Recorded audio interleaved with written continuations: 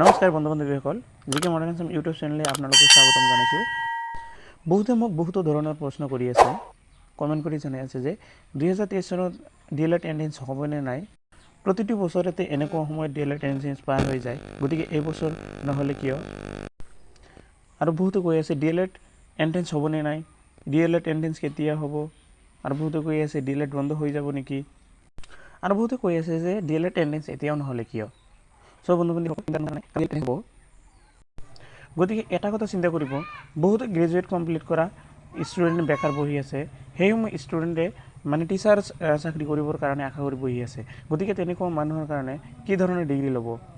গতিকে এই মানুহসকলে যেতিয়া মানে ডিএলএড বা বিএড লোৱা হ'ব, তেতিয়াহে এই এন্ট্ৰেন্স বন্ধ কৰিব পাৰে। চ' আমি মেইন কথালৈ যাওঁ আহা। ভিডিঅ'টো যোৱাৰ আগতে আপোনালোকক এটা কথা অনুৰোধ কৰিছোঁ, চেনেলটো ভাল লাগিলে অৱশ্যই লাইক এটা কৰিব, লগতে চেনেলটো ছাবস্ক্ৰাইব কৰিবলৈ পাহৰি নাযাব।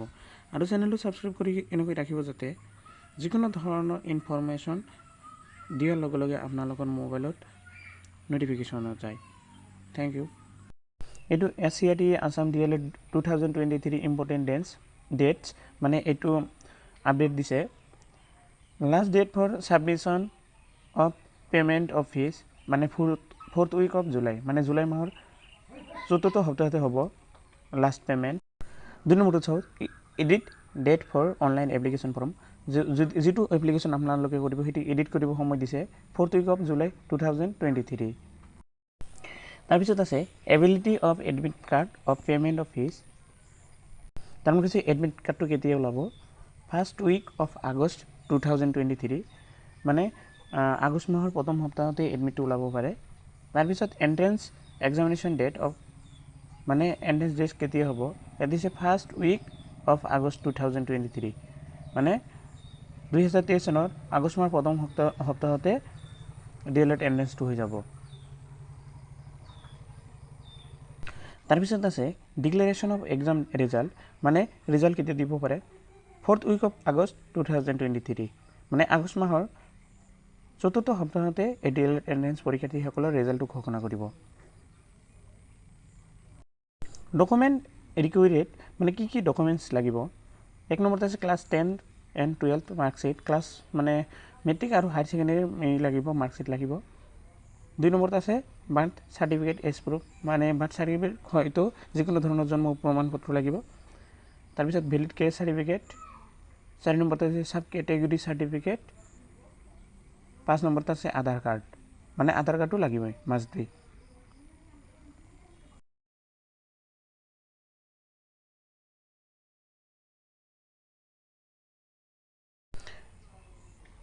কি কৈছে চাওক, old and older than 34 years old, 36 years in the class SC candidates, মানে যিকোনো ধৰণৰ জেনেৰেল কেষ্টৰ মানুহ 34 বয়সতো এণ্ট্ৰেন্স দিব পাৰে। আৰু SC OBCৰ কাৰণে 34 বছৰ ধৰি দিছে।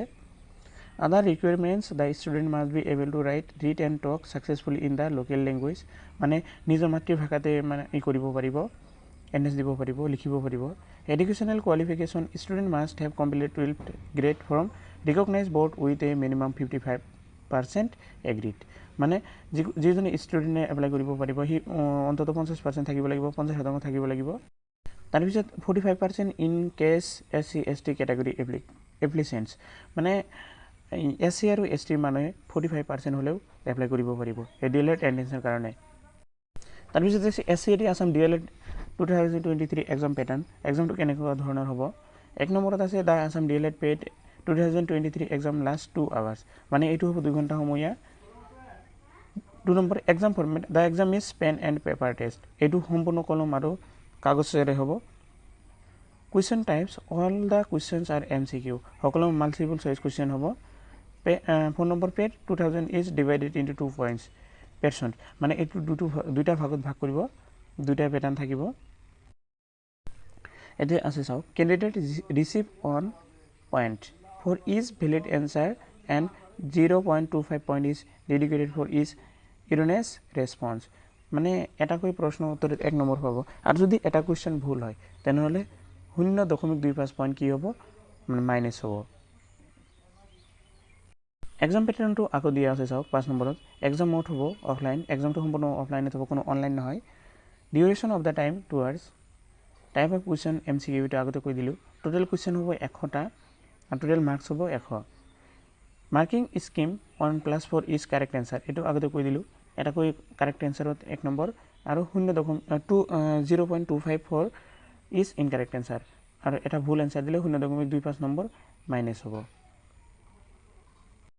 SAT আসাম DLED এক্সাম সিলেবাসটো কেনেকুৱা ধৰণৰ হ'ব সিলেবাসত দুটা প্যাটাৰ্ন থাকিব সেকশন দুইটা থাকিব সেকশন 1 ত থাকে 35 মাৰ্কস যেটো আছে জেনাৰেল ইংলিশত 10 মাৰ্কস জেনাৰেল নলেজত 15 মাৰ্কস ৰিজনিং 10 মাৰ্কস আৰু এটো হল সেকশন 1 ৰ সিলেবাস সাধাৰণ ইংলিশ সাধাৰণ জ্ঞান আৰু যুক্তি জ্ঞান মানে মানসিক যুক্তি জ্ঞান এইটো হল 35 মাৰ্ক তাৰ পিছত SAT Assam DLED 2023 exam syllabus section 2 ত আছে 65 মাৰ্কস যেটো আছে জেনাৰেল ম্যাথছ 15 মাৰ্কস মানে সাধাৰণ গণিতত আছে 15 mark general science and EVS মানে সাধাৰণ জ্ঞান আৰু পৰিবেশত থাকিব 15 মাৰ্ক সোশ্যাল সায়েন্সত 20 marks language Assamese Bangla Bodo যিকোনো ধৰণৰ ভাষা থাকিব 15 মাৰ্কস এখিনি হল SAT DLED ৰ সিলেবাস অৱশ্যে ভিডিওটো চোৱাৰ বাবে সকলোকে ধন্যবাদ জনাইছো আৰু ভিডিওটো ভাল লাগিলে অৱশ্যই লাইক কৰিব লগতে চেনেলটো সাবস্ক্ৰাইব কৰিবলৈ পাহৰি নাযাব